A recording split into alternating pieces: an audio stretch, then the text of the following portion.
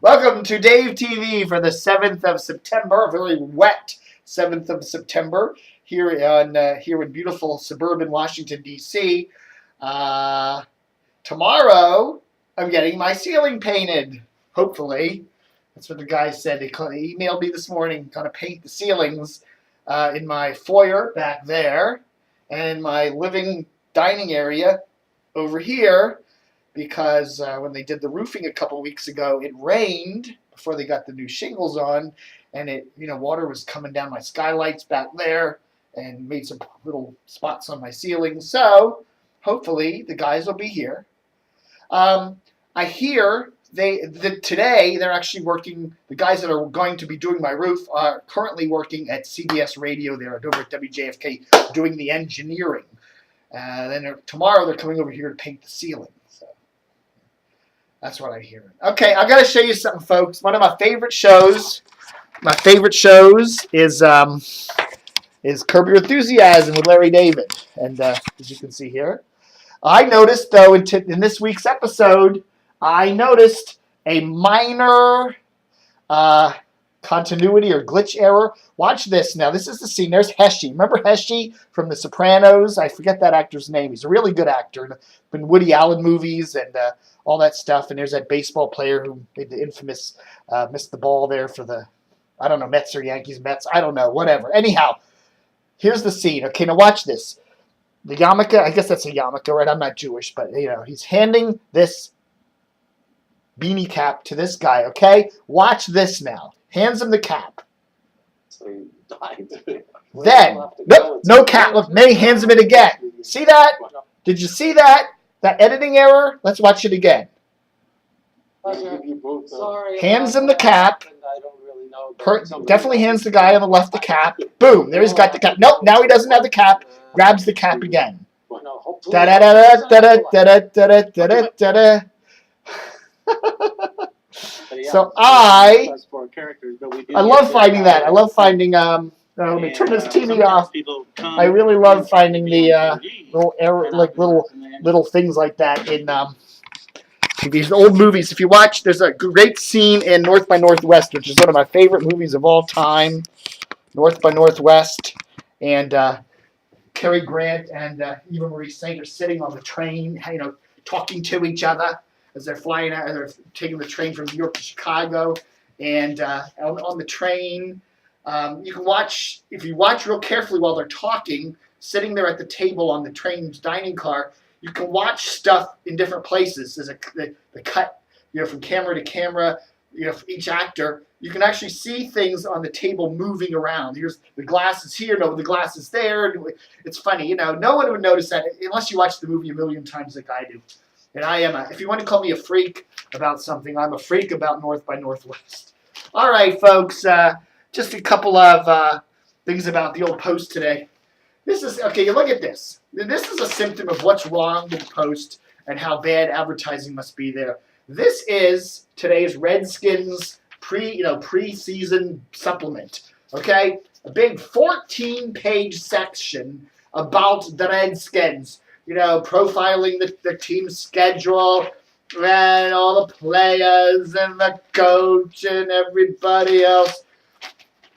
But what do I notice? I notice the ads, okay? Okay, let's look at this. We got 14 pages, a section, okay? This is obviously run to generate some ads, right? They figure we're going to, okay, look. They do sell an ad at the bottom of the front page here, okay? So that's cool, okay? But then you look.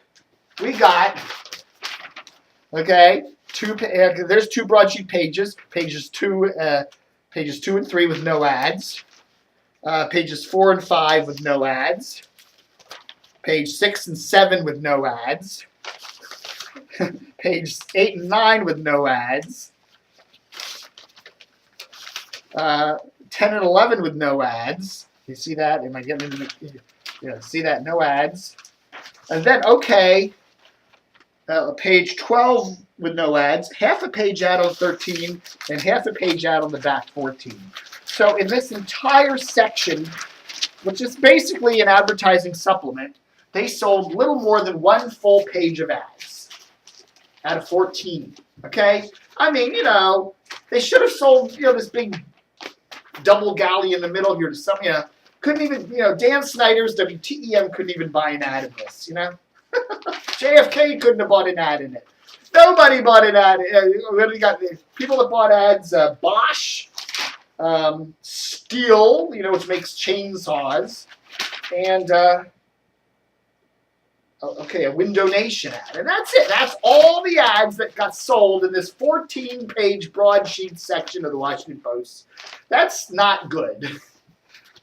I'm telling you, man. Whoa. Whoa. Right. Should I wear it? Should I, the cap or not cap? Whatever. Yeah. Cap's all wet. I went out to take a walk this morning between the rainstorms and got wet on the way back, but it was a nice walk.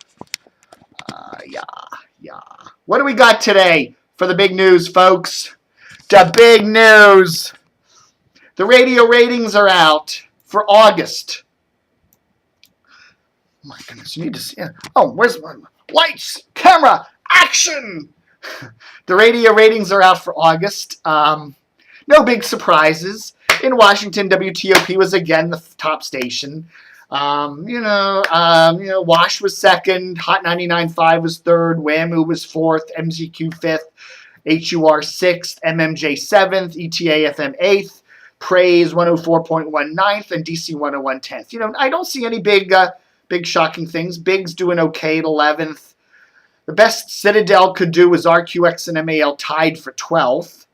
The best CBS could do is PGC at 50th. Yeah, PGC. Here's CBS's stations. PGC 15th, El Zol 16th, JFK 20th, and Fresh 18th.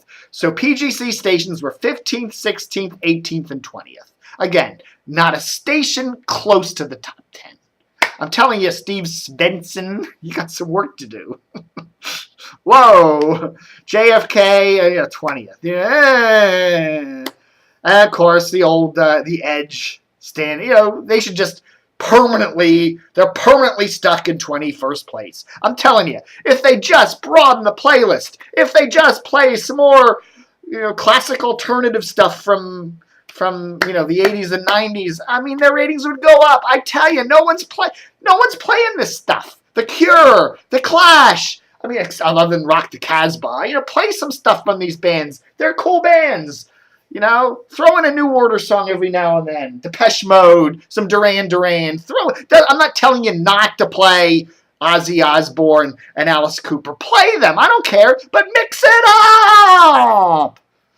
I'm telling you, I really think that Citadel is just using this Edge format as a placeholder. I think after the merger with Cumulus comes up sometime this fall, I really, really think by the end of the year you're going to see MAL on 105.9. I really do. That's me. I'm not here to throw it. I don't like MAL much either. But that, you know, I'm just saying it's going to happen. It's going to happen. Okay. Other big news. Talking about El Zol, a guy named J.R. El Are is gone from the evening slot over there. He did the evening slot at Spanish Tropical El Zol WLGL 99.1 ever since the station was launched in 2005. And a nice big award for Meg Stevens over there at Clear Channel in Rockville. She was just named the operations manager for the whole Clear Channel DC Baltimore cluster. And now she's got a big programming award from the Mentoring and Inspiring Women in Radio group. That'll be at the RAB-NAB convention show next week in Chicago. She's been programming Country WMZQ and WPOC since for a couple of years now. So both very successful stations. There we go. Okay, folks. Yesterday, after we reported that 105.5, the new bluegrass country outlet that's got the newer, bigger signal now that their transmitters in Bethesda over there, I think on the channel 2026 tower there, right off of River Road, they were running a WETA or WAMU's main talk signal yesterday. They're back to running the bluegrass today, so everything is cool there. Again, you know, I don't see why they couldn't put share the bluegrass and put that intersection station on there. I mean, you know, that HD2 and HD3, you know, it might be. I really think if WAMU put another talk station, you know, the Washington public radio market, we really only have one public radio talker, and that's WAMU. That's it. You look at the rest of the public radio dial here in Washington, you've got PFW, which is kind of a jazz talk station. You've got AETA, which is classical. You've got C-SPAN, which nobody listens to that. It's just, why even waste I don't even know why they're paying money for that 90.1. They ought to get rid of that. They ought to put progressive rock on that or something. Nobody's listening to it. Or they ought, you know what they ought to do? C-SPAN ought to sell 90.1 to WEDA. Or they ought to sell it to WAMU. And then they ought to put another good talk station. Because there's a lot of public radio talk that doesn't fit on 88.5's main signal. That's why they got the intersection channel there on HD3, 88.5. That ought to be on 90.1. No one's listening to C-SPAN radio. Nobody. It never, ever, ever shows up in the ratings. Okay. That's it for today. I don't know if I'll do a Dave TV tomorrow because I may be having paint dripping on my head, but we shall see. Thanks for watching. Have a good one. Check out DCRTV.com for the latest August monthly radio ratings. They're all there. At least what I got. Have a good one and cut.